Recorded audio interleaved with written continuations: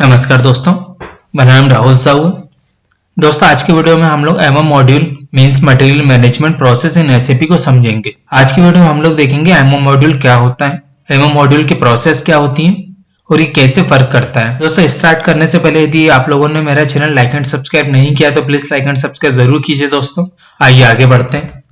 सबसे पहले हम स्टार्ट करेंगे एमएम मॉड्यूल के प्रोसेस से। पहले हम देखेंगे इसकी प्रोसेस क्या होती है और इनको वन बाय वन समझेंगे कि ये कैसे वर्क करती है, इसके क्या टी कोड्स होते हैं और किस तरह से SAP में यूज किए जाते हैं। सबसे पहले देखते हैं हम परचेस रिक्वेस्ट PR कैसे बनते हैं। SAP में सबसे पहले प्रोसेस होती है एमएम मॉड्यूल में PR परचेस रिक्वेस्ट। उसके बाद हम परचेस ऑर्डर जनरेट करते हैं। परचेस ऑर्डर के थ्रू हमें क्वांटिटी और प्राइस कंफर्म हो जाता है। उसके बाद हम वेंडर का इनवॉइस बुक करते हैं, वेंडर का इनवॉइस मंगाते हैं। इसके थ्रू वेंडर हमें माल सप्लाई करता है।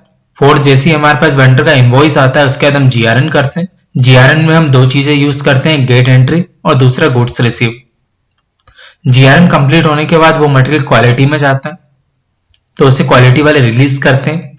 यदि अच्छी गुड क्वालिटी का है तो वो रिलीज कर देंगे और बैड क्वालिटी का है तो वहां पे उस मटेरियल को ब्लॉक कर लेंगे। और लास्ट है मायरो। मायरो से क्या होता है कि पेमेंट हो जाती है। सपोज मैंने किसी वेंडर से माल खरीदा, मैं चाह रहा हूं कि SAP में मैं उसकी पेमेंट कर दूं, तो हम मायरो के थ्रू उसका बिल बुक कर सकते हैं और उसकी पेमेंट आउटस्टैंडिंग जो भी है वो माइनस कर सकते हैं। तो हम इन 6 पॉइंटों को वन बाय वन समझते हैं कि एक्चुअल में परचेज रिक्वेस्ट क्या होती है, क्या उसका टी कोड होता है और SAP में कैसा शो होता है। वन बाय वन एक एक करके समझेंगे। आइए नेक्स्ट चलते हैं। परचेज रिक्वेस्ट देखते हैं। परचेज रिक्वेस्ट हमसे क्या कह रहा है। Purchase request is a documents that an employ within your organization create to request a purchase of goods or services. When you fill out a purchase request, you are not at purchasing anything. Okay, you are merely beginning the process of a purchase by asking the internal permission. दोस्तों, purchase request हमसे कह रहा है कि जब भी हम हमारी ऑर्गेनाइजेशन में कोई मटेरियल मंगाते हैं या उसके रिक्वेस्ट जनरेट करते हैं तो रिक्वेस्ट जनरेट करने से पहले सबसे पहले हमें उसका PR बनाना पड़ता है, मीन्स परचेस रिक्वेस्ट बनानी पड़ती है। परचेस रिक्वेस्ट जैसे ही कंप्लीट हो जाती है उसको हम हमारे जो भी हमारे HOD हैं उनसे साइन कराते हैं, उनके अप्रूवल लेते हैं। उसके बाद वो परचेस डिपार्टमेंट में हम उसको सेंड करते हैं, जो भी उसका नंबर एक जनरेट होता है।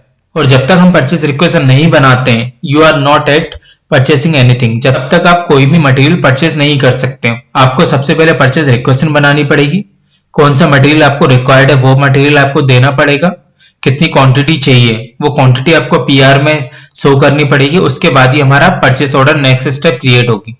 दोस्तों, PR बनाने के लिए हम टी कोड यूज करते हैं ME51N। ME52N में इसको एडिट कर सकते हैं और ME53N में इसको डिस्प्ले देख सकते हैं। तो PR हम ME51 से N से क्रिएट करते हैं। ये नेक्स्ट देखते हैं कि PR हमें कैसा दिखता है। ये देखिए दोस्तों, ये स्क्रीनशॉट है क्रिएट परचेस रिक्वेस्ट का। इस तरह से आपको दिखेगा। जैसे आप टी कोड यूज करेंगे ME51N तो आपको इस तरह का प्रिंट आउट दिखाई देगा SAP में। आपको यहाँ पे PR परचेस रिक्वेस्ट लेना है, आपको यहाँ पे आइटम डालना है, मटेरियल डालना है, प्लान डालना है और स्टोरेज लोकेशन डालना है, एंटर करना है। उसके बाद आपको सेव करना है। जैसे आपका परचेस रिक्वेस्ट कंप्लीट होगा तो नेक्स्ट स्टेप आपको क्या है कि परचेस ऑर्डर की। आइए हम देखते हैं नेक्स्ट स्टेप क्या होती है। सेकंड है परचेस ऑर्डर। अब देखते हैं परचेस ऑर्डर हमसे क्या कह रहा है। अब purchase order is a commercial documents and first officially offer issued by a buyer to a seller indicating types, quantity and agreed price for a product or services. It is used to control the purchasing of product and services from external suppliers. दोस्तों, purchase order हमसे ये कह रहा है कि जब भी हम कोई परचेस ऑर्डर बनाते हैं, हम क्या करते हैं, पहले मार्केट में जाते हैं। हम मिनिमम 3 शॉप पे जाते हैं, वहां 3 शॉप से कोटेशन लेते हैं कि एक मटेरियल का क्या क्या रेट पे तीनों जगह कोटेशन हमें क्या दिए हैं। सपोज मैं एक मोबाइल परचेस कर रहा हूं। अब मैंने सैमसंग का मोबाइल लेना चाह रहा हूं तो मैंने 10,000 का देखा। अब मैं 3 शॉप में जाऊंगा, वहां से तीनों से कोटेशन लूंगा कि मेरा सैमसंग का मोबाइल कोई 11,000 का तो नहीं दे रहा है, 12,000 का तो नहीं दे रहा है, 13,000 का नहीं दे रहा है। तो जो मुझे लोवेस्ट दिखेगा मैं उससे परचेस करूंगा। उसके थ्रू मैं PO बनाऊंगा। PO में मैं वेंडर का नाम लिखूंगा जो सबसे लोवेस्ट में मुझे मोबाइल देगा। तो हम जो परचेस ऑर्डर हमारा फाइनल होगा उसमें हम क्या करेंगे कि वेंडर का नाम लेंगे, मटेरियल लेंगे, क्वांटिटी डालेंगे, रेट डालेंगे, क्या टैक्स लग रहा है वो टैक्स डालेंगे, कोई फ्रेट तो नहीं है वो सब डालेंगे। इस तरह से हम हमारा परचेस ऑर्डर कंप्लीट करते हैं। दोस्तों जब भी आपका परचेस कंप्लीट हो जाए, परचेस ऑर्डर कंप्लीट होता है, इट मींस कि आपने वेंडर आपका डिसाइड हो चुका है, आपने क्या मटेरियल लिया है, किस रेट पे लिया है, ये फिक्स हो गया है। परचेस ऑर्डर बनने के बाद वो मटेरियल फिक्स हो जाता है, उसी के थ्रू आप जीआरएन कर सकते हैं। परचेस ऑर्डर हम टी कोड यूज करते हैं, ME21N से हम परचेस ऑर्डर बनाते हैं। इसकी भी सेम है, ME22 से इसे एडिट कर सकते हैं और ME23N से इसे डिस्प्ले देख सकते हैं। तो इस तरह से आप परचेस ऑर्डर बना सकते हैं। आइए देखते हैं परचेस ऑर्डर कैसा दिखता है। ये देखिए दोस्तों, परचेस ऑर्डर के स्क्रीनशॉट। आपको यहाँ पे स्टैंडर्ड पीओ सिलेक्ट करना है, यहाँ पे वेंडर का नाम डालना है, यहाँ पे आपका परचेस ऑर्गेनाइजेशन क्या है, ग्रुप क्या है, कंपनी कोड क्या है, मटेरियल क्या है, रेट क्या है उसका, आप किस रेट पे ले रहे हैं, आपका प्लांट क्या है। इस तरह से डिटेल फिल करने के बाद आप इसको सेव करेंगे। जैसे सेव करेंगे तो परचेस ऑर्डर नंबर आपको जनरेट हो जाएगा और आपका परचेस ऑर्डर सेव हो जाएगा। तो जिससे हमें ये कंफर्म हो जाएगा कि हमारा वेंडर कंफर्म हो चुका है और हम इस रेट पे मटेरियल परचेस कर रहे हैं और उसका टैक्स क्या है। परचेस ऑर्डर के बाद हम नेक्स्ट स्टेप देखते हैं। हमारे नेक्स्ट स्टेप क्या होती है, थर्ड होता है वेंडर इनवॉइस। दोस्तों वेंडर इनवॉइस हमसे क्या कह रहा है, ऐसे भी vendor invoice documents which integrates both material management financial accounting modules. Okay, SAP purchase order would be placed and sent to vendor supplier requesting to deliver the goods or services. Example purchase order, goods received and invoices. दोस्तों vendor का invoice हमसे कह रहा है कि जब भी हम वेंडर का इनवॉइस मंगाते हैं तो उससे दो चीजें होती है, एक तो मटेरियल मैनेजमेंट और दूसरा में फाइनेंशियल अकाउंटिंग जनरेट होती है। हम क्या करते हैं, वेंडर हमें फिजिकल इनवॉइस देता है, उसके साथ मटेरियल सेंड करता है। जैसे हमारे पास मटेरियल फिजिकली आता है तो हम उसे वेंडर इनवॉइस से वेरीफाई करते हैं। इनवॉइस से वेरीफाई करने के बाद हमारी फैक्ट्री, हमारे ऑर्गेनाइजेशन या हमारी कंपनी में जैसे माल रिसीव होगा तो हम उस माल को क्रॉस टैली करेंगे, क्रॉस चेक करेंगे कि जो वेंडर ने इनवॉइस भेजा है वो इनवॉइस सही है या नहीं है, चेक कर सकते हैं। और जैसे हम कंफर्म हो जाते हैं कि ठीक है, जो मटेरियल वेंडर ने भेजा है वो करेक्ट है, उसका वेंडर का इनवॉइस करेक्ट है, तो उसके बाद हम उसे जीआरएन करते हैं। ये वेंडर का इनवॉइस किस तरीके से होते हैं वो देख लेते हैं, उसके बाद हम जीआरएन देखेंगे। वेंडर के इनवॉइस में यहाँ पे सबसे पहले वेंडर का नाम रहेगा, कौन सी कंपनी से हम माल परचेस कर रहे हैं। बिल टू हमारी यहाँ पे कंपनी रहेगी जिसको वेंडर बिल टू कर रहा है, उसका इनवॉइस नंबर रहेगा, क्या इनवॉइस नंबर है। मटेरियल रहेगा क्या है, मैंने एग्जांपल के लिए कंप्यूटर लिया हुआ है, प्राइस उसका 10,000 है, क्वांटिटी 2 है, टोटल 20,000 हो रहा है। 20,000 बेसिक वैल्यू हो गई, टैक्स हो गया 3600 18%, टोटल ड्यू हो गया 23,600। इस तरह से दोस्तों वेंडर का इनवॉइस आपके सामने शो होगा, यहाँ पे सिग्नेचर्स रहेंगे और यहाँ पे डेट रहेगी। तो ये वेंडर का इनवॉइस आपको इस तरह से फिजिकल मिलेगा। उसका फॉर्मेट चेंज हो सकता है बट डिटेल्स यही अवेलेबल रहेंगी, नाम, material, price, total amount, tax, invoice number, signature और डेट। इस तरह से आपको वेंडर का इनवॉइस मिलेगा। अब चलते हैं नेक्स्ट जीआरएन पे। देखते हैं जीआरएन क्या होती है दोस्तों।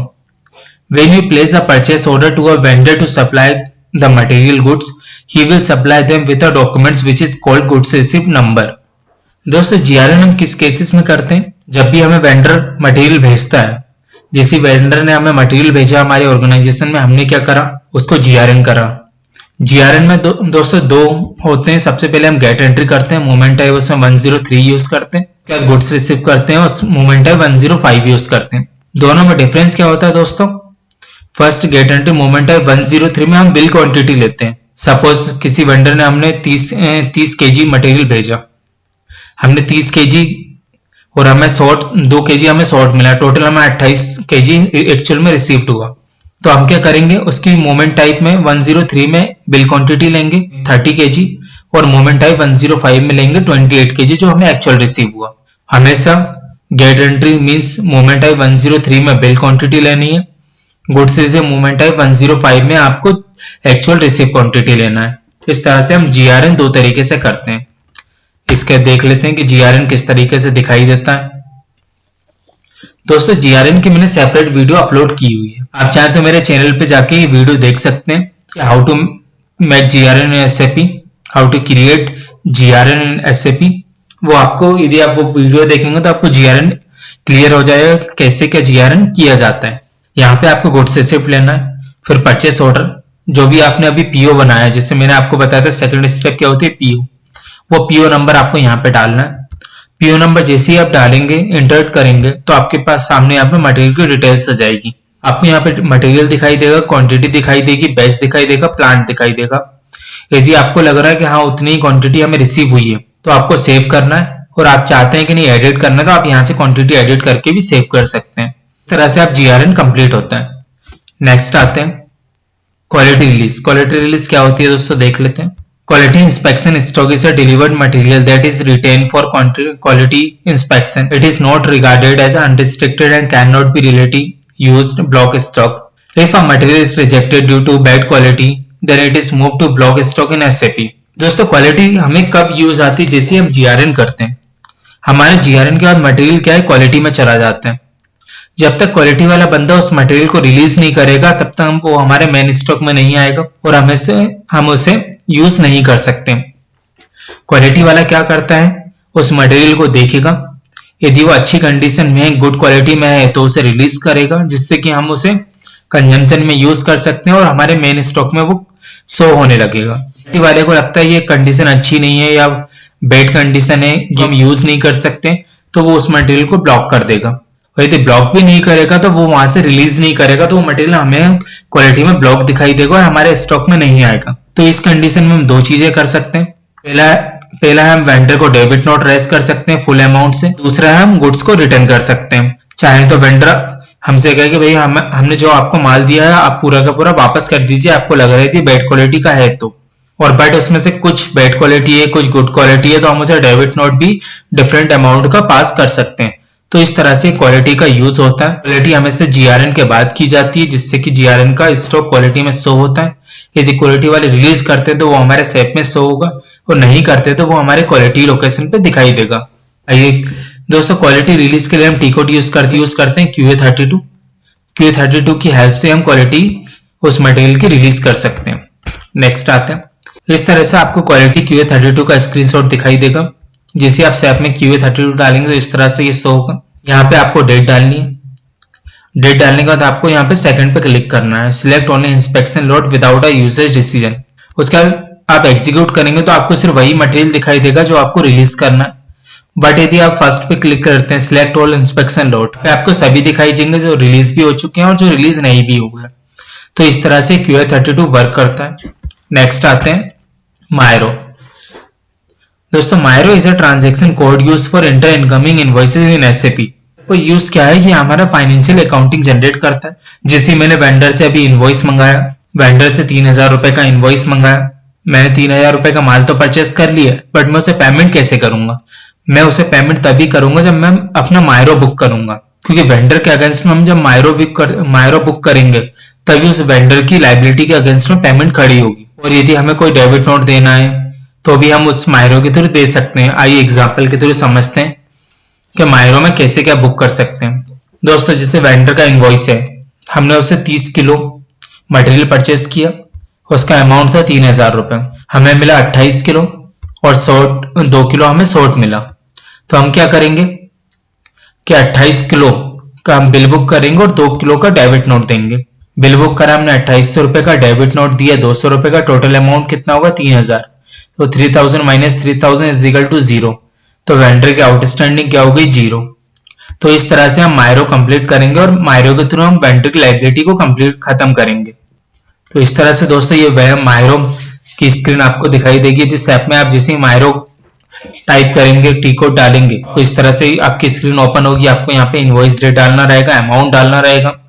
आप चाहे तो परचेस ऑर्डर से, ऑर्डर के थ्रू आपको डिटेल्स अवेलेबल हो जाएंगी। हाँ चाहे आप यहाँ पे ड्रॉप डाउन करेंगे तो LR के थ्रू भी आपको डिटेल्स यहाँ पे क्रिएट होंगी। तो इस तरह से मायरो की स्क्रीन दिखाई देगी और आपको मायरो जैसी बुक करेंगे तो वेंडर की लायबिलिटी खत्म हो जाएगी। दोस्तों आज की वीडियो में हमने क्या देखा, एमओ मॉड्यूल की प्रोसेस। सबसे पहले हम क्या बनाते हैं, PR परचेस रिक्वेशन, इसका टी कोड होता है ME51N। सेकंड बनता है परचेस ऑर्डर हम ME21N से बनाते हैं। उसके बाद हम वेंडर से इनवॉइस मंगाते हैं, इनवॉइस के थ्रू हम मटेरियल को रिसीव करते हैं। मटेरियल को रिसीव करने के लिए हम GRN यूज करते हैं मीगो के थ्रू। मीगो में हम मूवमेंट टाइप पहले गेट एंट्री करते हैं, इसमें जो भी बिल क्वांटिटी है वो बुक करते हैं और जो भी एक्चुअल रिसीव क्वांटिटी है वो गुड रिसीव्ड में बुक करते हैं। फिर जब हम GRN कंप्लीट हो जाता है तो उसके बाद हम क्वालिटी क्लियर कराते हैं। क्वालिटी के लिए हम QA32 से क्वालिटी क्लियर होती है और लास्ट में हम मायरो यूज करते हैं। जैसे हम मायरो यूज करते हैं तो हमारी वेंडर की पेमेंट यहाँ से कंप्लीट हो जाती है और हमारी ये एमओ मॉड्यूल की प्रोसेस कंप्लीट हो जाती है। दोस्तों आज के हमने फर्स्ट लेक्चर में क्या देखा, एमओ मॉड्यूल की प्रोसेस को समझा कि एमओ मॉड्यूल एक्चुअल में होता क्या है। तो दोस्तों आज की वीडियो में हमने एमओ मॉड्यूल को समझा। यदि आपको इससे रिलेटेड कोई डाउट है तो आप मुझे कमेंट्स में लिखकर भेज सकते हैं, और आपको कोई और नई वीडियो सजेस्ट करना तो आप वो भी मुझे कमेंट में लिख सकते हैं या मेरी पर्सनल ईमेल आईडी पर आप मेल कर सकते हैं। यदि आपको कोई डाउट है तो वो भी मेल कर सकते हैं। और आपको यदि मेरी वीडियो पसंद आई हो तो लाइक एंड सब्सक्राइब जरूर कीजिए दोस्तों। आज के लिए इतना ही। थैंक यू दोस्तों।